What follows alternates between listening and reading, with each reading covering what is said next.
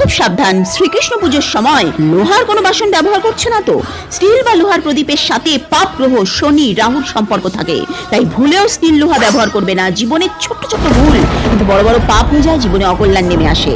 পিতল বা তামার তৈরি প্রদীপ ব্যবহার করবে, যদি না থাকে কোনো ব্যাপার না, মাটির প্রদীপ ইউজ করো। তুলসী পাতা ছাড়া শ্রীকৃষ্ণ কোনো পুজো গ্রহণ করেন না, কারণ শ্রীকৃষ্ণ হলেন ভগবান শ্রীহরির আরেক রূপ, আর শ্রীহরির প্রিয়া হলেন তুলসী দেবী। তাই কোনো ভোগ নিবেদন করলে তুলসী পাতা অবশ্যই দিও। কৃষ্ণ পীতাম্বরী, তাই হলুদ রং তার খুব পছন্দ। হলুদ ফুল যেমন কদম, গাঁদা, হলুদ ফল।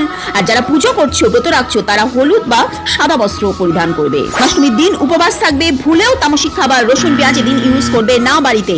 মদ্যপান কিন্তু ভুলেও করো না। এই দিন সম্ভব হলে ব্রহ্মচর্য পালন করো। জন্মাষ্টমীর দিন অন্তত স্বামী স্ত্রীর মিলন পারলে এড়িয়ে চলো।